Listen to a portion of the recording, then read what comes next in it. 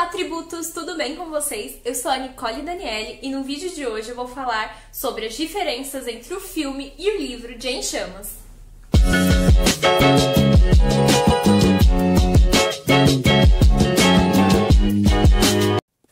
Então, o filme de Em Chamas foi um dos que os fãs mais gostaram, foi a adaptação que teve mais críticas positivas, maior bilheteria.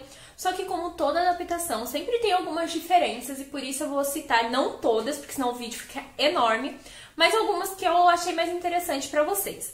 A primeira é que, essa me chama bem a atenção porque no livro a cena é meio chocante, é quando a Aphie fala pro Peter e pra Katniss pra eles aproveitarem a turnê dos vitoriosos, porque eles fizeram por merecer. Essa frase dela deixa a Katniss muito irritada e com razão, mas no livro não é por causa dessa frase que isso acontece, e sim porque a Katniss está de saco cheio de tudo e a Aphie fica falando o tempo todo sobre a agenda, que eles têm que seguir a agenda, sobre o cronograma. Isso deixa a Katniss muito irritada e a Katniss fala que ninguém se importa com aquilo.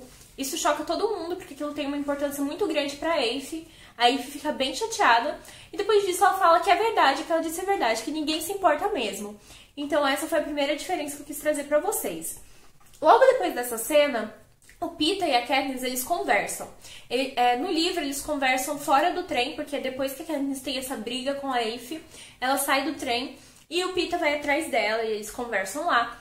E no filme, isso acontece dentro do trem. Nessa conversa deles também tem uma diferença, que no filme o Peeta fala pra Katniss que se ela parar de tratar ele como um idiota, ele pode parar de agir como um e os dois podem ser amigos. Mas no livro, ele tá muito chateado com a Katniss por o sentimento não ser recíproco.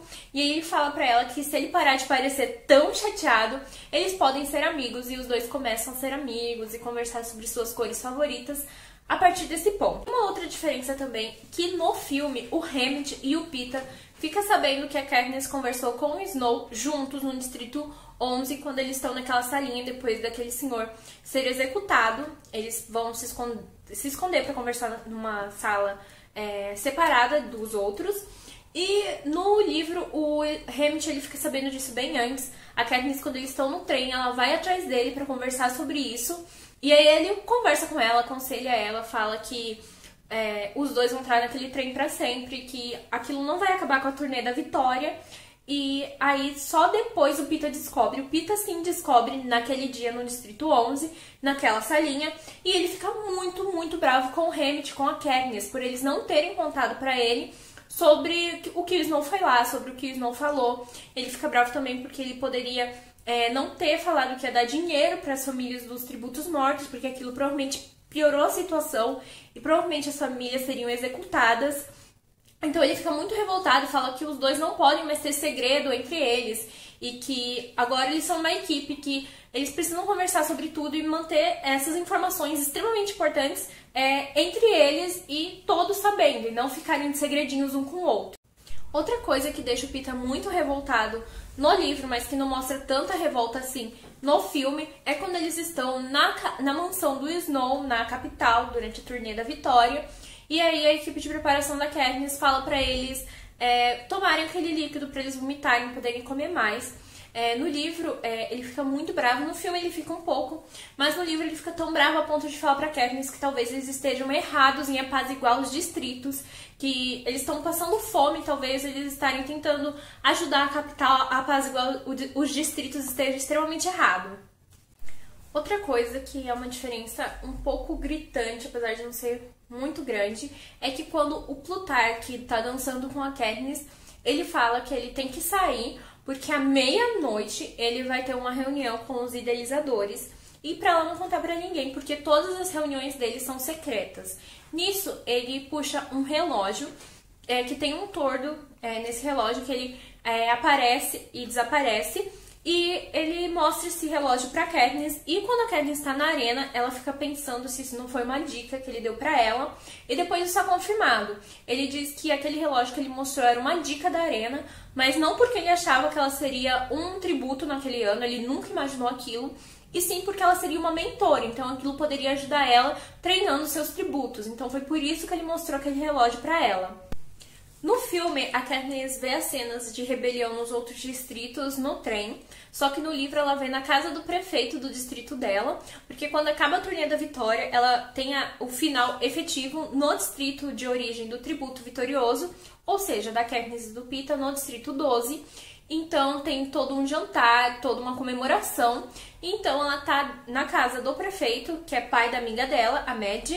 E ela tá andando pela casa e encontra uma sala que é tipo o escritório do prefeito, que tá meio entreaberta, e na TV tá passando cenas de rebelião. E é aí que ela vê que tá tendo rebelião em outros distritos. O motivo pelo qual o Gale é açoitado no filme e no livro são diferentes também. No filme dá a entender que ele é açoitado por ele ter interrompido um pacificador, mas no livro ele é açoitado por conta de caça ilegal. Não é de se estranhar e não é de desconhecimento de ninguém que lê os livros que os pacificadores do Distrito 12, eles compravam as caças da Katniss e do Gale, e é isso que o Gale vai fazer. Ele vai vender pro chefe dos pacificadores uma caça. E aí ele vai na casa desse chefe, só que já trocaram os chefes dos pacificadores. Então o novo chefe que tá lá pra fazer todas as regras serem cumpridas abre a porta e vê aquele garoto com uma caça ilegal. Então, na mesma hora, ele manda prender o Gale em praça pública e açoitarem ele. E ele também coloca a caça do Gale em cima dele. Então, é por isso que ele é açoitado. E uma coisa também é que não tem no filme, quando a Katniss chega, ela tá conversando com o Peeta sobre fugir. E eles estão indo em direção da cidade, porque o Peeta vai ver os familiares dele. E eles veem aquela multidão na praça e não entende direito o que tá acontecendo. Até que eles descobrem, a Katniss vai lá pra interromper o que estão fazendo com o Gale. E quando ela chega lá, ela vê que uma pessoa já tentou interromper os açoites, que era o Dyrus. O Dyrus era um pacificador que era conhecido, colega da Katniss e do Gale do prego. Ele frequentava bastante o prego. E aí ele tinha tentado interromper os açoites na metade deles. E acabou que ele foi nocauteado. Então ele estava desacordado lá. E a Katniss chega lá e tem toda aquela cena e ela é açoitada no rosto, e no filme não dá pra entender que é um corte muito sério, só que no livro é bem mais sério.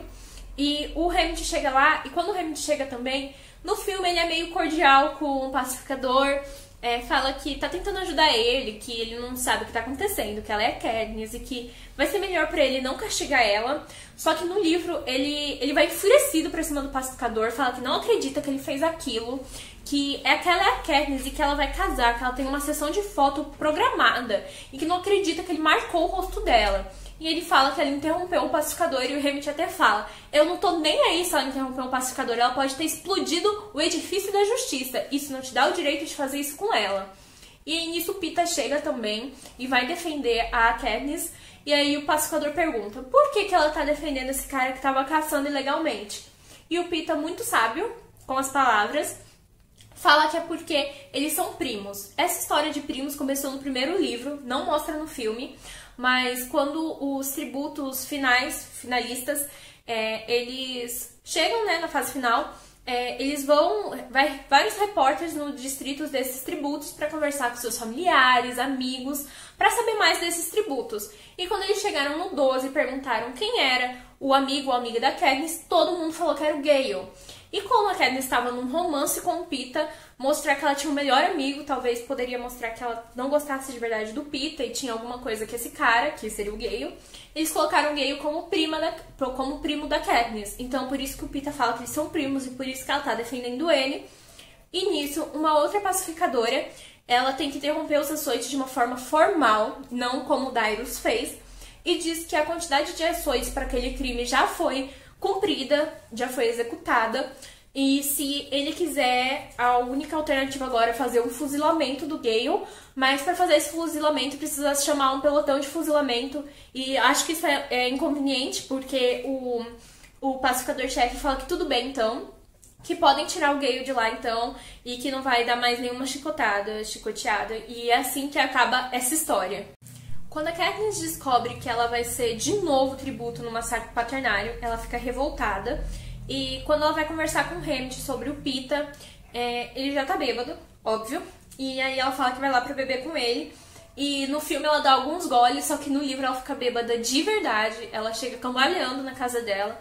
E no outro dia ela tem uma ressaca enorme. E isso faz com que o Peeta fique bem revoltado com os dois. e fala que agora eles vão treinar como carreiristas e vão agir como carreiristas e que nenhum dos dois vai ficar bêbado. Então ele joga toda a bebida do Hamilton fora, todo o estoque que eles tinham e fala que se um dos dois for comprar bebida, ele vai denunciar a moça que vende bebida, então ela não vai mais vender pro Hamilton ou pra Katniss. Então o Hamilton fica até que um tempo sóbrio e eles treinam pra caramba, agem como carreiristas. A Aphie, ela manda todas as fitas de todos os jogos dos tributos que ainda estão vivos para eles estudarem como que os tributos lutam, qual que é o estilo deles, o que que eles fazem. Então eles treinam pra caramba e o Peeta fala que eles vão treinar muito porque um dos dois vai voltar pra casa, ou seja, os 3 vão pra capital, um mentor e 2 tributos. E o tributo vitorioso desse ano vai ser do Distrito 12, com certeza. Então 2 deles vão voltar pra casa, então ninguém vai ficar bêbado e todo mundo vai treinar pra caramba. A Katniss, quando ela vai pra apresentação individual dela, o Peeta vai antes, ele pinta a rua. E no filme a Katniss vê que ele pinta a rua e ela fica muito revoltada e parece que ela tenta fazer uma provocação aos idealizadores também. Só que no livro ela não consegue ver o que o Peeta faz, porque uma regra dos jogos é que um tributo não pode ver o que o outro tributo fez na apresentação individual. Então, quando a Katniss chega na apresentação dela, ela sente um cheiro muito forte de detergente. Ela percebe que uma esteira foi arrastada como para esconder o que estava embaixo dela. Então ela fica pensando, o que será que o Peeta fez? Só que nisso ela já estava em mente, ela não sabia direito o que ela ia fazer, só que ela começa a pensar que ela quer fazer uma provocação aos idealizadores e mostrar que eles não estão tão seguros assim como eles pensam que estão. Então ela enforca a Seneca. E depois disso, quando ela chega no andar deles, todo mundo quer saber o que os dois fizeram na apresentação individual. E quando eles contam, todo mundo fica bravo com eles, porque eles sabem que os dois provocaram os idealizadores e isso vai ser descontado neles na arena. Então, a Aphie fica muito brava, ela até sai da sala e depois quando ela volta, ela tá com os olhos inchados de tanto chorar. E então, todo mundo fica bravo e eles até comentam que se eles tivessem planejado fazer isso, não teria dado tão certo. Então, que aquilo não foi planejado. Uma coisa também sobre a apresentação individual é que os tributos vitoriosos, eles não sabem o que eles vão fazer na apresentação individual, porque todo mundo já sabe as habilidades deles, então eles não fazem ideia do que os idealizadores querem que eles façam.